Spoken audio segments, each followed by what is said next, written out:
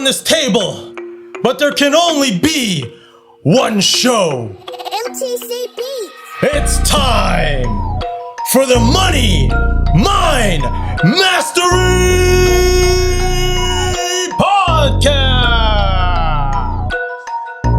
But I want to talk about pro boxing first. Yeah. Right? You had your pro debut last year, July, and you came out with a dub, man. That fight was war. Oh, I watched it. It was a brawl. Dude, it was a brawl. War. Walk us through your first fight. Walk us through the emotions, everything from the very beginning, from the walk-in, all that stuff, bro. Oh man, where do you want me to start? Well, the day of the fight, I got into the locker room, and I was, some reason, every time, even in my past fights, I would be a nervous wreck the whole time, even during the warm up or the wait for the warm up in the locker room. Right. But I was relaxed, man. It was a strange feeling to me. It was like I was at peace. Because I remember waking up that exact day, I turned over and told Amber, today I am ready to die. I hope he is too. It's ready. So I got into the locker room and I was at peace. And all the way up to the warm-up, I knew I had a job to do. And that job was the person in front of me. Wow. And I remember warming up and them calling my name. Hey, you're on deck. And my coach, he put the pads away, slapped me in the back, and then I started bouncing on my feet. Then everybody else in the locker room that was going to be on my corner, I had all my supporters, my sparring partners are all in there, bouncing with me. I turned around and I told them the same thing I told Amber. I'm prepared to die. Turned around, walked out, and man, I couldn't even hear the crowd. Wow. I couldn't. Got in the ring, it was the longest walk, but at the same time it was so short. And I entered that ring and the lights were so bright. And for some reason my opponent looked bigger than he actually is. The ring looked so small. Got to the corner, faced off against him. Looked at his eye, and he without saying it, he's like, "It's on, right?" Mm. And I knew what I had to do. I had to use my feet. I had to box him, to keep turning him. He doesn't have footwork. His fundamentals are out of whack. I can do this. But then he took the middle of the ring, and I took offense to that. This is my house. Yeah. So it's like, if that's the fight you want, I'll give it to you. Damn. And yeah, you know what?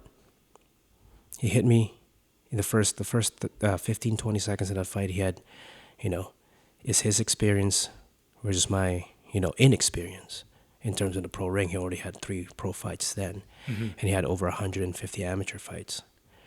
So his experience showed, and he hit me with this uppercut and the jab, and I'm like, man, those felt like pillows. I can take this shit all day. Yeah. Let's see if he can take mine.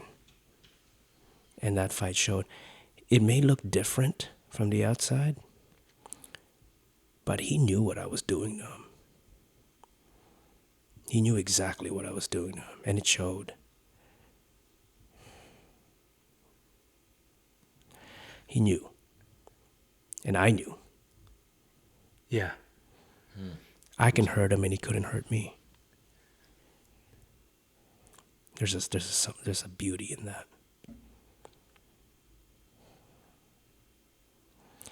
Yeah, the whole time I was having fun because I'm like, man, all these guys, my training partners knew. They knew what I was doing because I was doing the same thing to them. Yeah. Yeah. They knew exactly what I was doing to this guy.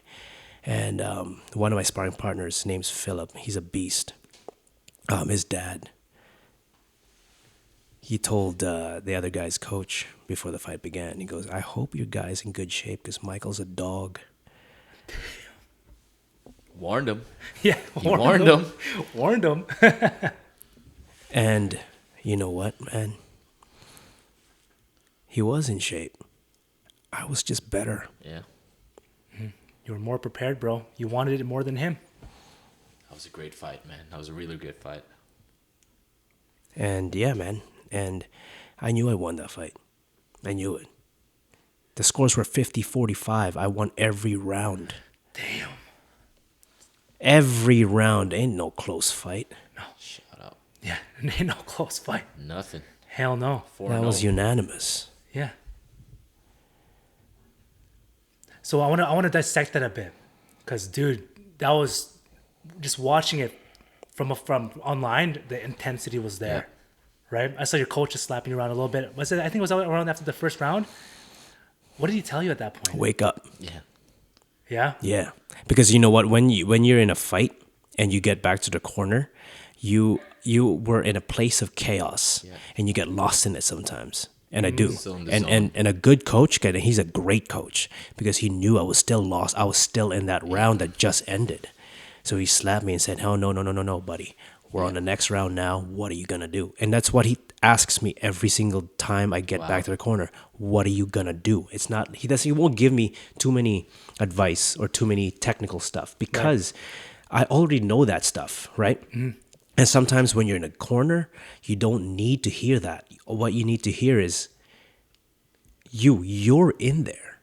You see things that he does, and he sees things I don't. True. So when he does see something that I don't see, he'll let me know. Yeah. But every single time he would ask me, regardless of whether he's going to give me advice or not, is what are you going to do? Right? Because it brings me back. It brings me back to the moment. Yeah.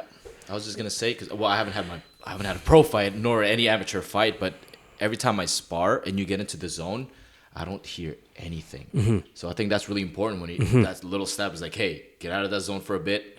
What are you going to do? Yes, yes. And that's what makes him such a great coach. And man, like it's hard not to want to do everything you can for him because of that. Right. You know? Mm-hmm. So whatever he tells me to do, I try to do it right away. There was a clip of me hitting Archer right in the body and hurting him. But people don't hear in the background was coach yelling left to the body. And literally a split second after I hit that left to the body. Wow. Boom. Just did it. As soon as he called it, you did it. Yes. It's that simple. You listen to the man that raised you and made you a beast. Yeah. Right? Of course. Bro, that's unreal. That's unreal, man. Watch that clip again. Yeah. Watch that clip again. You're going to hear him yell in the background, left to the body. And a split second later, I hit that left to the body. Next thing you know. Yeah. Right? Damn, that's sick. Now it all makes sense now. When we're training at MPC, when they're calling, Marvin, and you look at him, don't look at me. Yes. Like, yeah. So that's what you're training. And when we do our drills, in the beginning, you know how I'm counting, and I need you guys to give me that response right away. Like, what? That's training that. Whoa, makes sense. Yeah, buddy, that's unreal. So the first pro fight, that's just your intensity, man. When you were telling the story, I was just there. I could feel it. Goosebumps. I'm like, dude, literally. I'm like, dude. I was picturing the moment. I wanted to close my eyes to be like, what is he trying to say? So I want to talk about the transition, man, from amateur to pro. Were there any obviously there's a big difference between like how you fight and all that stuff, but the mental aspect, the physical aspect, strategical aspect, were there any shifts that you had to make when you were transitioning from an amateur boxer to a pro boxer? Yeah. Let's start with the equipment. I think the equipment actually makes a big difference. In amateurs, you're wearing these sting gloves. Right. They're great for amateurs, but horrible for pros. Not sting in general, but that's the type of glove they use for amateurs. Yeah, they have a lot of padding on the knuckle area. They're longer instead of a more compact boxing glove. So and that's made to protect the fighters, not just from hand injury, but from trauma, right? Right. Wearing the headgear makes a lot of difference. Yeah. I hated wearing the headgear in the amateurs because I felt claustrophobic. Right. And I felt like I got hit more Yeah, if because it's tighter, it's like tighter. yeah. And the fact that in the amateurs the rules and the officiating is there to protect you. Right. They really are. They really are. Like I've won fights where I would literally just snap the guy's head back with a right cross. He wouldn't be really hurt, but it looked like he did. And they'd be like, okay, that might be a whiplash, Yeah. right? So they'll give him a count or they'll stop. And they're there to protect the fighters because they might be fighting week after week after week after week, Yep, yep. right? For the pros, it's a little bit different. It's an entertainment. You're a business now, right? True. The officiating is a little more free, right?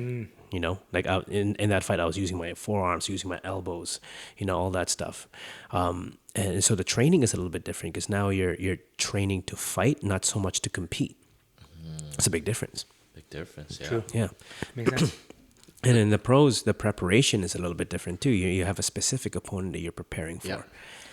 Yeah. The rounds right now, since I'm just starting out, it's 4 rounds. It's not that big of a jump from 3 minutes. Right. Right. But so the pacing is still similar.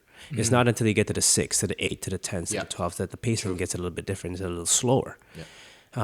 Yeah. I think that's what I can say would be the biggest difference.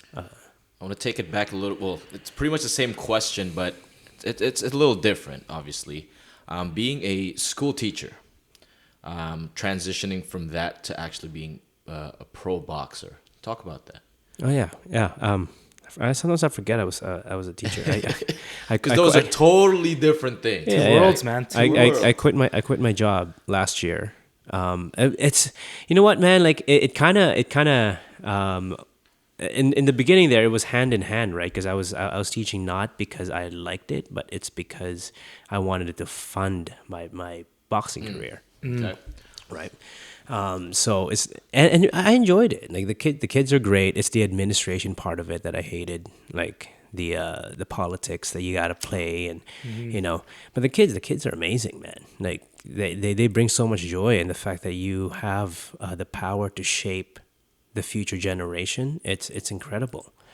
100%. But it is absolutely exhausting because you give so much of yourself throughout the day. True. So it's hard when I get off work and then I go to training.